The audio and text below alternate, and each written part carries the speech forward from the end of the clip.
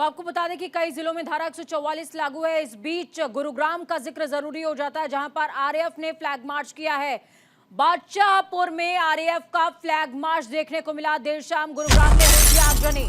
असामाजिक तत्वों ने आगजनी की घटना को अंजाम दिया था। कई दुकानों को आग के हवाले कर दिया गया था। नूह में भड़की सांप्रदायिक हिंसा की आग गुरुग्राम तक पहुंची है। मंगलवार शाम का अगर जिक्र करें तो उपद्रवियों ने कई दुकानें और रेस्टोरेंट्स को आग के हवाले कर दिया। सेक्टर 70 में कबाड़ गोदाम में आग लगा दी गई। वहीं सोहना और बादशाहपुर में रैपिड एक्शन फोर्स की 2 कंपनियां तैनात की गई हैं। पुलिस ने माहौल बिगाड़ने के आरोप में अब तक 20 लोगों को अरेस्ट किया है। इलाके में तनाव के चलते सोहना में आज स्कूल और कॉलेज बंद रहेंगे। तस्वीरें आपको दिखा रहे हैं, गुरुग्राम की तस्वीरें हैं। आरएएफ की टुकड़ी लगातार फ्लैग मार्च कर रही है और स्थिति को नियंत्रित करने की पुरजोर कोशिश की जा रही है। गुरुग्राम तक आग पहुंच गई है। नूह की आग गुरुग्राम तक पहुंची है और न सिर्फ गुरुग्राम बल्कि समझिए कि अन्य राज्यों के लिए भी अलर्ट जारी किया गया है, जो जिनके साथ में हरियाणा की सीमाएं शेयर होती हैं, फिर चाहे वो उत्तर प्रदेश हो या राजस्थान।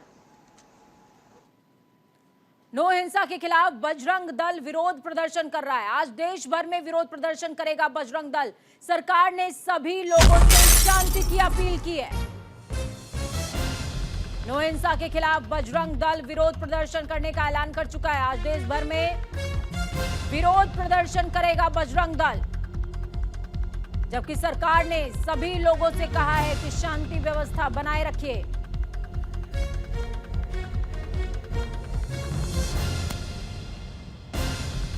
बड़ी खबर अहम जानकारी इस वक्त की आपको दे रहे हैं। उत्तर प्रदेश, राजस्थान, गुरुग्राम, हरियाणा के कई जिले और दूसरी तरफ 2 राज्य उत्तर प्रदेश और राजस्थान, इनको अलर्ट मोड पर रखा गया है। दूसरी तरफ बजरंग दल का ऐलान है कि आज विरोध प्रदर्शन करेंगे। नूह हिंसा के खिलाफ बजरंग दल विरोध प्रदर्शन करने वाला है।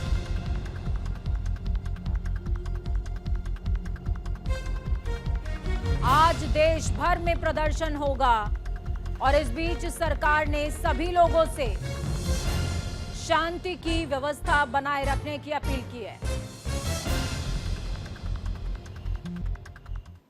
2024 का जिक्र यहां पर करेंगे। आपको बता दें कि 2024 चुनावों को लेकर के बीजेपी की जो रणनीति है वो तेज हो गई है। एनडीए सांसदों के साथ आज पीएम मोदी की बैठक होने वाली है। काशी, गोरखपुर और अवध के सांसदों की बैठक होगी। तेलंगाना, आंध्र प्रदेश, तमिलनाडु, कर्नाटका, केरल, पुडुचेरी, अंडमान और निकोबार के सांसदों की भी बैठक होगी। बैठक में केंद्रीय गृह मंत्री अमित शाह, राजनाथ सिंह, अनुप्रिया पटेल समेत तमाम सांसद मौजूद रहने वाले हैं। शाम को 6:30 बजे पीएम आवास पर यह बैठक होगी।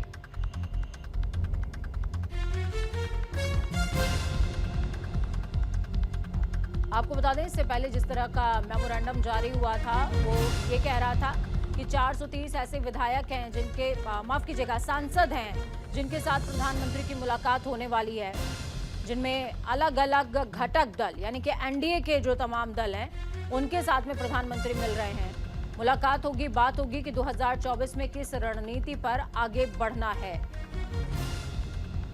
तेलंगाना, आंध्र प्रदेश, तमिलनाडु, कर्नाटका, केरल, पुडुचेरी, अंडमान और निकोबार के सांसदों से भी मुलाकात होगी। इस बीच बैठक में केंद्रीय गृह मंत्री अमित शाह, राजनाथ सिंह, अनुप्रिया पटेल समेत तमाम सांसद मौजूद रहेंगे।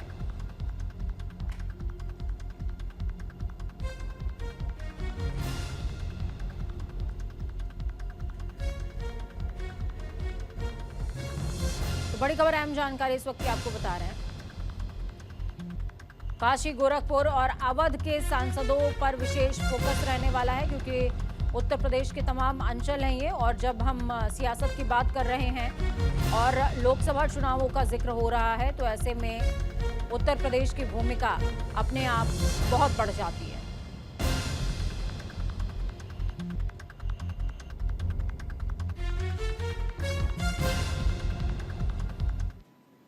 तो इस बीच आपको बड़ी खबर अहम जानकारी दे रहे हैं। लोकसभा में दिल्ली सेवा विधेयक पेश हुआ है। आज चर्चा के बाद वोटिंग की उम्मीद जताई जा रही है। बीजेपी ने सांसदों को व्हिप जारी किया है।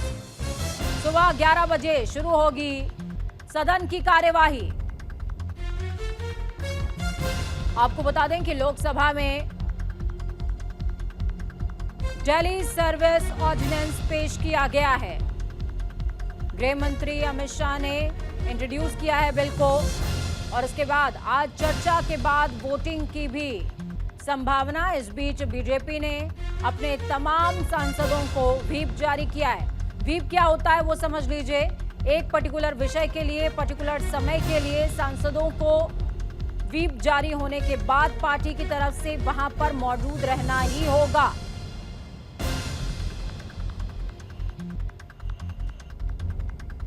व्हिप अनिवार्यता का प्रतीक है,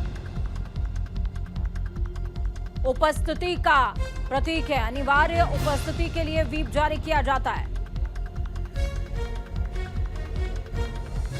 लोकसभा में दिल्ली सर्विस ऑर्डिनेंस पेश हुआ है, जिस पर सभी की निगाहें बनी हुई हैं लगातार। हालांकि लोकसभा के अंदर गेम बीजेपी के कोर्ट में नजर आती है, जबकि राज्यसभा की अगर बात की जाए, नंबर गेम की बात की जाए, तो राज्यसभा में बीजेपी के लिए थोड़ी सी मुश्किल जरूर होगी। इस बीच आपको दिल्ली से एक बड़ी खबर दे रहे हैं। दिल्ली के दौरे पर हैं सीएम सुखविंदर सुक्खू। कांग्रेस आला कमान के कार्यक्रमों में शामिल होने वाले हैं। प्रधानमंत्री नरेंद्र मोदी से भी मुलाकात करेंगे। बाढ़ प्रभावित इलाकों में हुए नुकसान पर विस्तार से चर्चा की संभावना जताई जा रही है।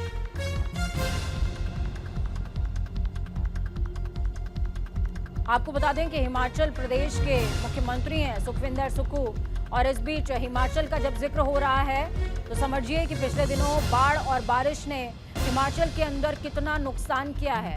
फिर चाहे वो राष्ट्रीय राजमार्ग हो, बड़े बड़े पुल हो या फिर छोटी सड़कें, जनजीवन प्रभावित हुआ है, लोगों को विस्थापित होना पड़ा, कई पर्यटक फंसे नजर आए, कई लोगों की जानें चली गईं और इस बीच सरकारी संपत्ति का बहुत नुकसान हुआ है। हिमाचल ने बीते बारिश और बाढ़ के दिनों में जिस तरीके का रौद्र रूप इंद्रदेव का देखा, वो किसी से छिपा नहीं हुआ। इसीलिए आज सीएम सुक्खू प्रधानमंत्री से मुलाकात करेंगे, प्रदेश के हालातों पर विस्तार से चर्चा करेंगे। यूपी के मैनपुरी से बड़ी और अहम जानकारी आपको दे रहे हैं, जहां पर भीषण सड़क हादसा हुआ है। तेज रफ्तार ट्रक ने बाइक को मारी है जोरदार टक्कर। सड़क हादसे में 3 युवकों की मौत की खबर सामने आ रही है।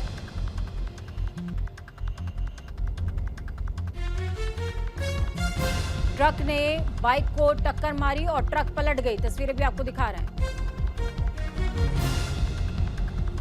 यूपी के मैनपुरी में यह हादसा हुआ है, जहां पर हादसे के बाद ट्रक पलट गया था।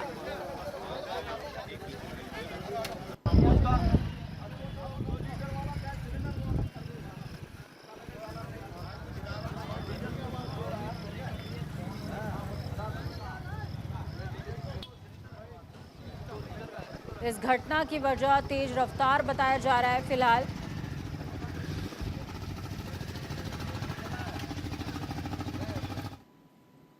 आज की सबसे बड़ी खबर, मणिपुर हिंसा पर सुप्रीम कोर्ट में सुनवाई होगी।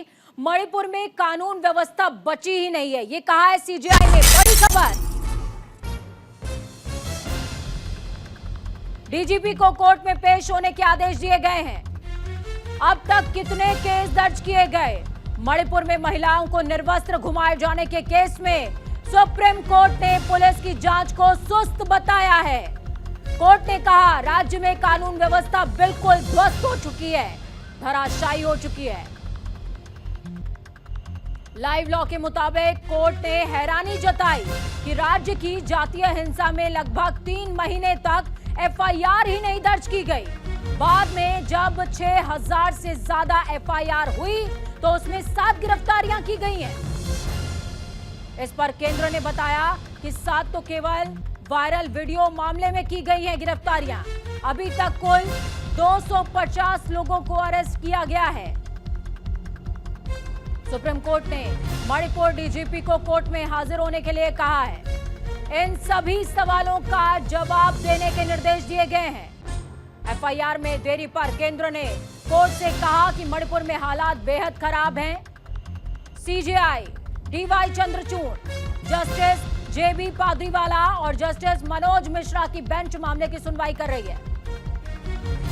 पिटीशन में पीड़ित महिलाओं की पहचान जाहिर नहीं की गई है। उन्हें एक्स और वाई नाम से संबोधित किया गया है।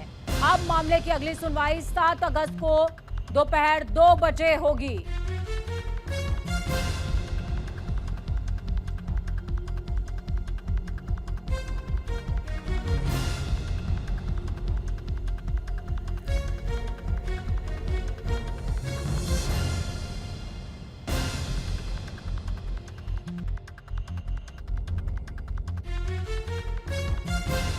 सुप्रीम सुनवाई हुई है। मणिपुर हिंसा पर सुप्रीम कोर्ट में सुप्रीम सुनवाई हुई है।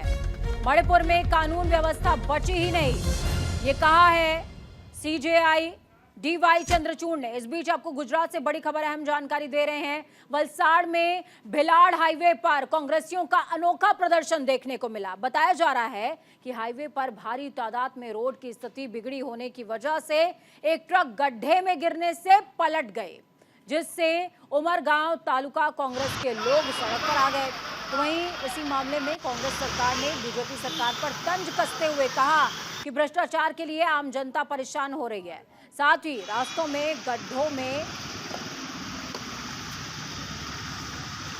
गाड़ियां आए दिन फंस जाती हैं, इसको लेकर के भी तंज कसा गया है।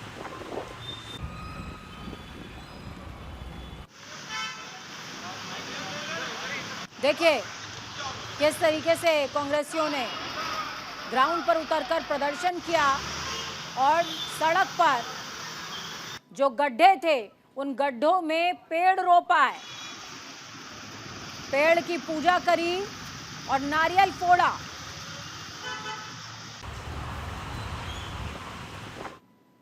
बीजेपी के एमएलए साहब हमारे यहाँ हैं, पिछले 6-7वीं टर्म से यहाँ पे चुन के आए हैं। तो उनसे मेरी यही गुजारिश है कि प्लीज़, प्रजा ने आपको इतने बड़े बटोर के ढेर सारे वोट दिया है, अगर ये वोट दिए हैं तो उसके बदले में प्रजा को कम से कम एक खड्डे से तो मुक्ति दिलाए। और ये दूसरा एक समस्या बहुत बड़ी है कि आप कोई भी चौराहे पे चले जाओ, यहाँ पे रखोटते हुए ढोर पशुओं की बहुत मात्रा संख्या में बैठे रहते हैं और कई बार ये रात में, ये अंधेरे में कभी दिखता नहीं है, तो एक्सीडेंट हुए हैं। दूसरी तरफ बिहार सरकार ने मुजफ्फरपुर में जमीन कारोबारी आशुतोष शाही और उसके 2 बॉडीगार्ड्स की हत्या की जांच की जिम्मेदारी अपराध अनुसंधान विभाग यानी कि सीआईडी को दे दी है। अब तक इस पूरे मामले की जांच जिला पुलिस कर रही थी। नगर थाना अध्यक्ष श्रीराम सिंह इस मामले के विवेचक थे। हालांकि अब सीआईडी के जांच अधिकारी इस मामले के नए विवेचक होंगे। बताया यह भी जा रहा है कि मुजफ्फरपुर जिले के नगर थाना क्षेत्र में 21 जुलाई की रात में बाइक सवार 4 अज्ञात हथियारबंद हमलावरों ने एक प्रॉपर्टी डीलर सहित 3 लोगों की गोली मारकर हत्या कर दी थी और 2 अन्य व्यक्तियों को जख्मी भी कर दिया था।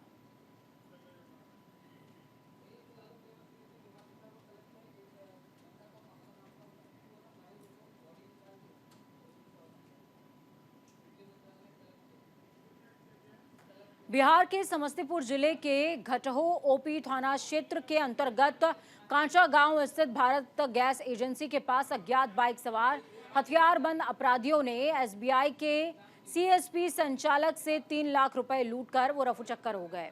शाखा के संचालक घर से शाखा खोलने आ रहे थे, तभी पहले से घात लगाकर बैठे अपराधियों ने उनकी गाड़ी को रोका और हथियार के बल पर बैग छीनकर फरार हो गए।